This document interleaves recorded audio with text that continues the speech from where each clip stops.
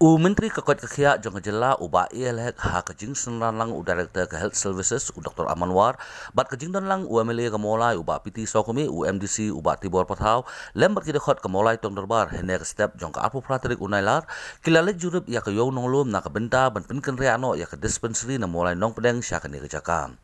Uba ILHEC habaya keren bat kari kasih channel ulayat hu bakatana kakot kekia kala shim ya kani kesenjam ban pin kerja ya ke dispensary na mulai nong pedeng syayo nong lum kedai halor ke jingkam ya pelat ke dispensary ha mulai nong pedeng dak banta ban shift ya ke dispensary nang tai ke ba syongwai syakani ke jaka ke balong permanen mulai nong pedeng mo tingi ba standing kongweri balong i senior jongi bilong ru rong ba stong ila aingi de jing tho ban ngila yos ila singap ya dengan jing tho ju ba ngingai ba in pha le shoi feasibility report ng health engineering wing tinda daga biang dong sirong rege trying la ban shift no ya gani ke dispensary nada depsna jagani ke jaka ke batmai ti horu menta mengi ke dispensary syongwa ini mulai tila dang yo ala ke jaka la jong tin along permanent building permanent dispensary dan betagi jimento jong pai ba bobon berkisnong hibar owe Nagaliang Presiden ke mulai tong dorbar uba SD Khongwer ulayat hu baka dorbar snong mulai nong lum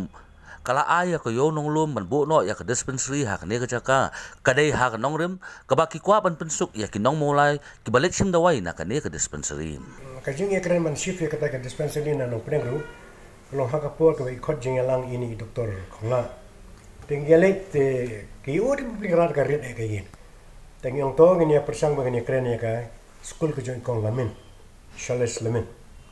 They agreed, all right. Tinda ngalawan, tinga authorized no, ladang request no, ye asan remotion no.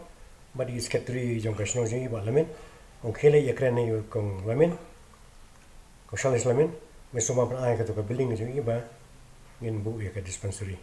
Ye ka health center, kato iladab ay. Tingala pan rakam yung ito. On top of that, ngayong to ay no, kato ka nitiligi kamera, bangin pelong ye ka dispensary na marhantay kala. Kami apa lah mengelai ibu kelak kami apa lah.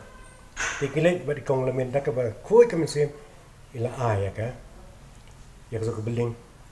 Katu kan ni kapra ban penakam nam taka dispensary. De tang mari yo ay kata ti shift no na tayo na perang ki one shift no nulu. Pare.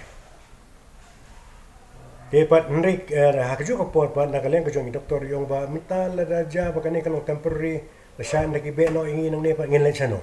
Kadem don ka baga permanent place tingo toy katate kadon to kushiti ka bangala galapan kai no asapsino to minister ba hek ke to sa masuma ban ai jaka ante po yung no te kanim katu mane kalong ba ngalali pe katu jaka bat musafha engineer na po jong health rangkat bat u no mi khadumi ngali pe katu jaka kumno ken le ano kum ken le hisien bakira ra maki baki kaneka ba kalong feasible kaneka building kalong feasible laban penkelai ka syak dispensary, then we will take a formal decision haka executive committee. Executive committee formal decision ke bawah ni ngela dabe kenal pa. Kasulong ke formality kade bendan bang in code ka committee in formalize pa in sya ya ka bakan. Ayuh.